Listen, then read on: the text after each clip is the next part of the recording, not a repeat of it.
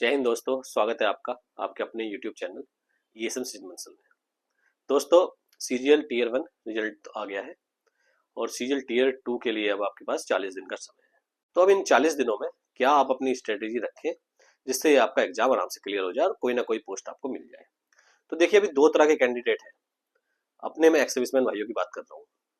सबसे पहले ऐसे कैंडिडेट जिनका मतलब फोकस है कि उन्हें IT इंस्पेक्टर की ही पोस्ट चाहिए और उसके लिए पूरा ट्राई कर रहे हैं वो। तो जो लोग उस पर फोकस कर रहे हैं उनके लिए तो मैं बताऊंगा कि मैंने जो फुल स्ट्रेटेजी वाली एक वीडियो डाली थी CGL टीयर 2 की तैयारी की, तो आपको तो वही फॉलो करनी है। तो उम्मीद है आपने वो वीडियो देखी होगी और आपको उससे फायदा मिला होगा। आपका मॉक में भी स्कोर इम्प्रूव हो रहा होगा। तो आपका मॉक में स्कोर इम्प्रूव हुआ है नहीं हुआ, या कुछ समस्या आ रही है और आप सही से तैयारी नहीं कर पा रहे हैं, कुछ भी अगर इशू आ रहा है तो आप मुझे कमेंट में जरूर बताइएगा। अभी 40 दिन का टाइम है हमारे पास, ठीक है, हम और इम्प्रूव कर सकते हैं। तो कमेंट में भी बता सकते हैं आप मुझे, या व्हाट्सएप पर भी आप मुझे मैसेज कर सकते हैं, मैंने नंबर डिस्क्रिप्शन में दिया है। तो तैयारी आप लेकिन अच्छे से अपनी करते रहिए। इसके बाद बात करूंगा मैं वैसे कैंडिडेट जिनका अभी तक तैयारी ज़्यादा स्टार्ट नहीं करी है, रिजल्ट का वेट कर रहे थे, या अभी रिजल्ट आने के बाद एग्जाम क्लियर हो गया है और थोड़ा आप कंफ्यूज है कि कैसे अब जो बचे हुए 40 दिन है क्या तैयारी करें। मतलब ज़्यादा तैयारी नहीं है उनकी, थोड़ी बहुत तैयारी उन्होंने करी है, लेकिन अब वो तैयारी स्टार्ट करना चाह रहे हैं। लेकिन समस्या आ रही है, मतलब कि समझ में नहीं आ रहा है कि क्या पढ़ें, क्या इन 40 दिनों में क्या क्या पढ़ लें, बस जो मतलब कोई ना कोई पोस्ट मिल जाए। तो इस वीडियो में मैं उसी के रिगार्डिंग बात करने वाला हूँ कि 40 दिन में आप क्या पढ़ें क्या ना पढ़ें, किस टॉपिक पर ज़्यादा ध्यान दें जिससे आपको कोई ना कोई पोस्ट मिल जाए। तो आपको मैं बताना चाहूँगा, सबसे पहले देखो, मैंने प्रीलिम्स में ही मैंने आपको बताया था कि आप 80 के आसपास का टारगेट लेके चले। 80 एक्स सर्विसमैन के लिए बहुत रहेगा, और 80 से ऊपर अगर आप आराम से इतना ही टारगेट लीजिए, आपको कोई जनरल कट ऑफ क्लियर नहीं करना है। 80 अगर आप कर लेंगे तो आपका टीयर 1 क्लियर हो जाएगा। तो और उसके लिए मैंने बताया था कि रीजनिंग और इंग्लिश दो पर ज़्यादा ध्यान दीजिए, दोनों का आसान भी आता है।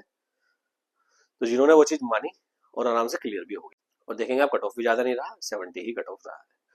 तो अब मैं बात करूंगा ऐसे ही CGL टीयर 2 में अब जो बचे हुए 40 दिन है, आपको किस पर ज़्यादा फोकस रखना है। तो आइए देखते हैं। तो सबसे पहले मैं यहाँ भी आपका एक डाउट क्लियर करूँ कि सेक्शनल कट ऑफ इसमें कुछ है नहीं, कि कोई आपको जीके में अलग से पास होना है या मैथ में या रीजनिंग में, ऐसा कोई सेक्शनल कट ऑफ इसमें नहीं है। इसके बाद अब आप जानते हैं पेपर का पैटर्न कि पेपर 1 पेपर 2। पेपर 1 में रीजनिंग मैथ 90 दोनों का वेटेज इक्वल है, 180 का टोटल हो गया। और पेपर 2 इंग्लिश जीके, इंग्लिश का वेटेज ज्यादा है, 135 और 75। तो इसी को ध्यान में रखते हुए जो मेरी स्ट्रेटेजी है उसमें आपको मैं बोलूंगा, सबसे पहले आप इंग्लिश इंग्लिश एक ऐसा है जिसे आप इग्नोर नहीं कर सकते, और ये सबसे ज्यादा स्कोरिंग भी है। मैं बता रहा हूँ आपको, अगर आप एक एवरेज स्टूडेंट भी हैं इंग्लिश में, तो भी बैंकिंग की तैयारी कर रहे हैं ना, तो बैंकिंग के कंपेयर में इसकी इंग्लिश बहुत आसान आती है। आपने वो देख भी लिया होगा, प्रीलिम्स में भी देख लिया होगा, ऐसे ही आपको टीयर 2 में भी देखने को मिलेगा। ज्यादा टफ नहीं आती, पैसेज इतने आसान पैसेज आते हैं ना बैंकिंग के, तो उसके कंपेयर में दो दो थ्री थ्री टाइम्स बड़े रहते हैं। बहुत छोटे छोटे पैसेज रहते हैं, क्लोज टेस्ट भी ऐसे रहता है, एक डायरेक्ट इनडायरेक्ट एक्टिव पैसिव, वो मैं सारा कुछ बता चुका हूँ अपनी फुल स्ट्रेटजी वाले में, तो उसके बारे में यहाँ बात नहीं करने वाला मैं कि इंग्लिश की तैयारी में क्या करना है आपको। लेकिन इंग्लिश में आपको एक टारगेट अपना लेके चलिए। पहले आप ओवरऑल टारगेट सेट करिए अपना। ओवरऑल टारगेट में अगर बताऊं आपको, इस बार आपके लिए जो सेफ स्कोर रहेगा, सेफ स्कोर एटलीस्ट आप लगभग 225 प्लस, 225 प्लस को आप, एक्स सर्विसमैन अगर आप हैं तो 225 प्लस को आप टारगेट लेके चलिए। इतने नंबर अगर आप ले आएंगे तो आप यकीन मानिए आपको कोई ना कोई पोस्ट मिल जाएगी, ठीक है। अब 225 में सबसे ज्यादा आपको इंग्लिश पे ध्यान देना है। इंग्लिश में 135 45 क्वेश्चन आते हैं, और इसमें वोकैब पार्ट हटा दो, वोकैब के 6-7 क्वेश्चन हटा दो, तो और सारे क्वेश्चन ऐसे रहते हैं, 36-37 क्वेश्चन ऐसे रहते हैं जो मतलब आराम से डुएबल है, आराम से आप कर सकते हैं। तो उस पर आप ध्यान दीजिए ज्यादा से ज्यादा, मतलब 100 से ऊपर नंबर, 100 प्लस, जिसमें आप आराम से एक एवरेज बंदे बता रहा हूँ, 100 प्लस तो आपको इसमें टारगेट करना ही करना है। तो इंग्लिश में आपको 100 प्लस का टारगेट करना है, और इतना आप ला सकते हैं। मॉक लगाइए डेली, इंग्लिश का एक मॉक लगाइए, डेली इंग्लिश का एक मॉक लगाइए, उसमें किसी टॉपिक में दिक्कत आ रही है तो उसे पढ़िए। सेक्शनल मॉक पे भी ध्यान देना है आपको, जब लास्ट के 15 दिन बच जाएंगे तब फुल मॉक लगाना, पर अभी सेक्शनल मॉक इंग्लिश के मॉक लगाइए आप डेली एक, और 100 प्लस का टारगेट करिए। 100 प्लस आप इसमें ले आए।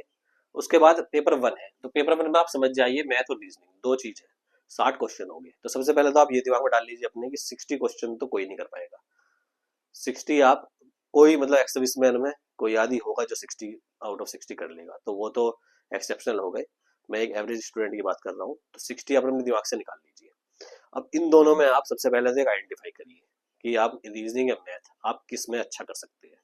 90% स्टूडेंट, 90 प्लस ही मैं बोलूँगा, मैक्सिमम स्टूडेंट रीजनिंग में ही अच्छा कर पा रहे हैं, और रीजनिंग इसकी आती भी है आसान।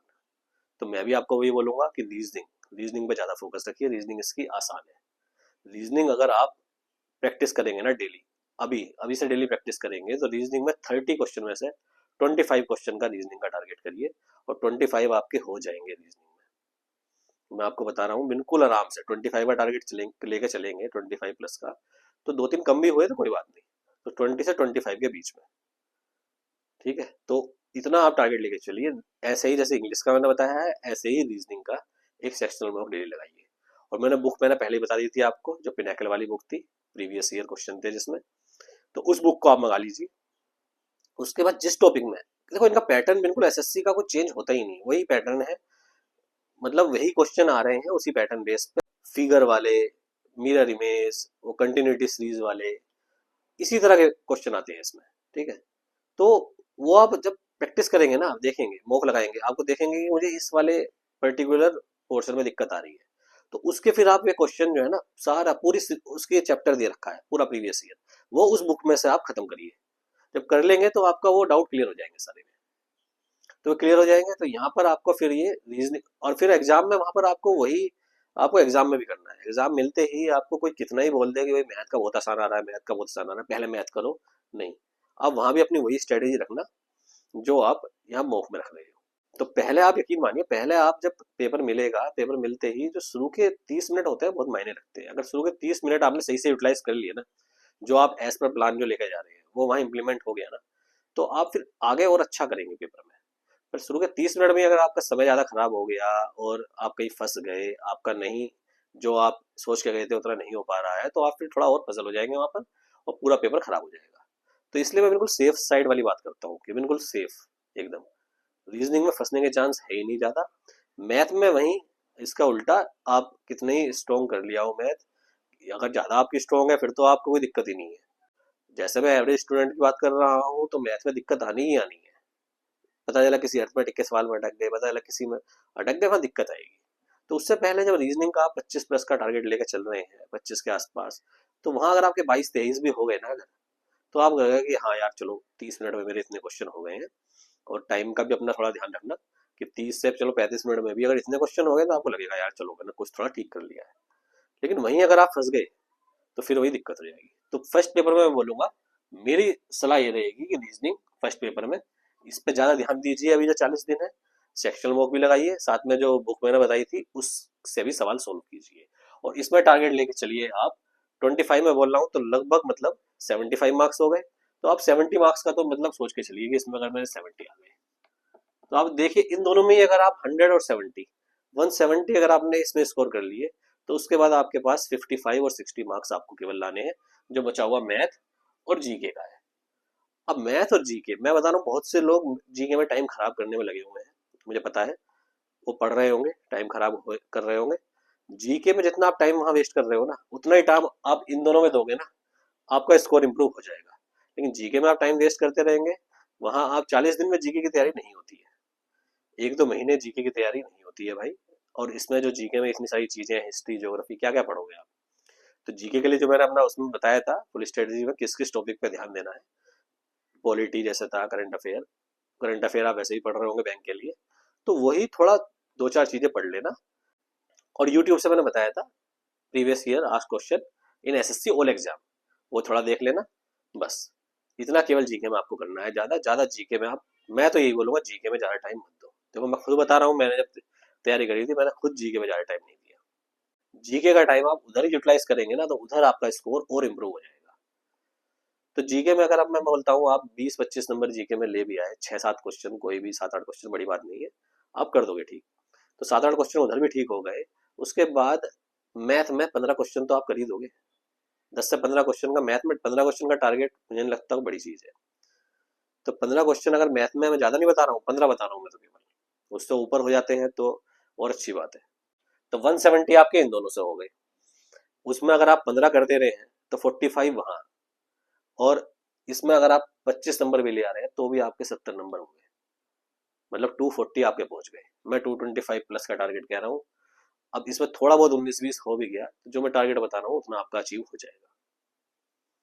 देखो, एग्जाम में ना आपको क्या आता है क्या नहीं आता है, आपकी कोई नॉलेज वहां पर ये चेक नहीं कर रहा है। ये एग्जाम होते हैं टाइम मैनेजमेंट के। एग्जाम में वहां पर आप टाइम को कैसे मैनेज करते हैं, बस केवल इसी चीज के एग्जाम है।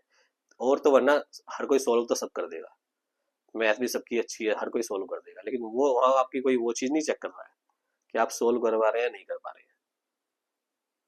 जो टाइम दिया है 1 घंटा, उस 1 घंटे को आप कितना अच्छे से यूटिलाइज कर दे रहे हैं और मैक्सिमम क्वेश्चन कहाँ से आप कर सकते हैं। तो जैसे मैंने रीजनिंग में बताया, ऐसे ही मैथ में आपको जो इतने सारे टॉपिक हैं, अब जो मान लीजिए 40 दिन में आप सारे टॉपिक नहीं कर पाएंगे कवर, तो आप आइडेंटिफाई कीजिए अपने आप ही कि 15 क्वेश्चन में किस किस टॉपिक में से कर सकता हूँ। जैसे मैंने आपको बताया था पहले कि स्टैटिस्टिक्स होता है, उसके 2 क्वेश्चन बहुत आसान से आते हैं, मीडियन बताओ, मोड बताओ, ऐसे सिंपल। तो पहले उस चैप्टर को खत्म करो, फिर एक आधा आपको सिंप्लीफिकेशन का भी सवाल मिल जाएगा वहाँ। फिर आपको ट्रिग्नोमेट्री, हाइट एंड डिस्टेंस, 5 को सवाल मिलेंगे और आसान टॉपिक है। मतलब आप नहीं कर पा रहे हो खुद, तो मैंने बताया था कि किसी ट्यूटर की का सब्सक्रिप्शन ले लो, हेल्प मिलेगी वहां से आपको। तो ऐसे आप अपने आप आइडेंटिफाई कीजिए। ये तो मैंने अपने खुद बताया है कि हाँ मुझे ट्रिग्नोमेट्री अच्छी लगती है, चलो मैंने उसका पहले किया। ऐसे ही आप भी अपने टॉपिक आइडेंटिफाई कर लीजिए कि मुझे ये टॉपिक अच्छे से करने हैं, उन्हें अच्छे से कीजिए कि हाँ इसमें मुझे गलती नहीं करनी है। ऐसा करके आपको 15 क्वेश्चन का केवल टारगेट रखना है, और उससे और ऊपर हो जाएंगे तो वो आपका प्लस पॉइंट है। तो बिल्कुल सिंपल स्ट्रेटेजी बताई है मैंने, केवल इतने पे ही फोकस कीजिए। ज्यादा एकदम अपने दिमाग को ज्यादा लंबा सोच के चलेंगे ना तो वहां बिल्कुल एग्जाम में गड़बड़ करके आएंगे। ठीक है, हर किसी को अपनी कैपेबिलिटी पता होती है, उसी के हिसाब से काम कीजिए और सिलेक्शन केवल लेना है आपको। ठीक है, तो इतना जो मैंने बताया है इसमें आपका सिलेक्शन तो हो ही जाएगा। हाँ, अब इससे और अच्छी पोस्ट चाहिए, और अच्छी पोस्ट चाहिए, होम पोस्टिंग चाहिए, तो उसके लिए आपको और अच्छे नंबर लाने होंगे। तो इसी में फिर आप इसमें ही और अपना आगे और इम्प्रूव कर सकते हैं। कि मैं बता रहा हूँ मैथ में 15, तो आप 20 से ऊपर का टारगेट कीजिए। इंग्लिश में आप मैं 100 बता रहा हूँ, तो 100 में बिल्कुल मिनिमम बता रहा हूँ कि इतना तो हर कोई ला ही सकता है। आप 110, 115 और उतने टारगेट बढ़ाइए अपना, तो आपको और अच्छी पोस्ट मिलेगी और आपको होम पोस्टिंग भी मिलेगी। तो अभी मैं केवल आपको ये सिलेक्शन लेने का वो बता रहा हूँ कि 40 दिन में आप इतना केवल फॉलो कर लेंगे तो आपका सिलेक्शन जरूर होगा। पहले आप इतना लाना शुरू कीजिए मॉक में, 230 के आसपास अगर आप मॉक में लाना शुरू कर दे रहे हैं, और इतना फॉलो करके 15 दिन बाद फिर एक फुल मॉक लगाइएगा। 15 दिन बाद देखिए आपका फुल मॉक में कितना स्कोर आ रहा है। 230 के आसपास अगर फुल मॉक में आपका आ जा रहा है तो फिर आप समझ लीजिएगा कि हाँ तैयारी मेरी अब ठीक हो गई है। ठीक है, और मैंने पहले बताया था इफ पॉसिबल 2 सोर्स से मॉक लगाइए, केवल एक ही सोर्स के मत लगाइए, कोई भी 2 सोर्स पकड़ लीजिए। जैसे टेक्स्ट बुक अगर ले रहे हैं तो इधर ओली बोर्ड एक ले सकते हैं। 2 सोर्स से आपको वैरायटी ऑफ क्वेश्चन मिलेंगे। ठीक है, क्वेश्चन के लेवल में अंतर रहता है तो आप कई तरह के क्वेश्चन आपके सामने आएंगे। तो बस इतना आप फॉलो कर लीजिए, सिलेक्शन की गारंटी मैं आपको दे रहा हूँ कि आपका सिलेक्शन कोई नहीं रोक सकता। तो उम्मीद है आपको ये स्टडी पसंद आई होगी। पसंद आई है तो अपने जितने भी एक्स सर्विसमैन भाई हैं उनके साथ शेयर करना मत भूलिएगा।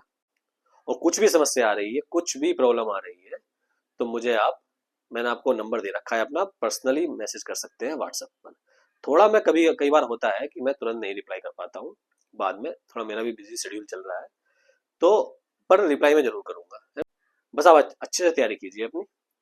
तो ऑल द वेरी बेस्ट, धन्यवाद, जय हिंद।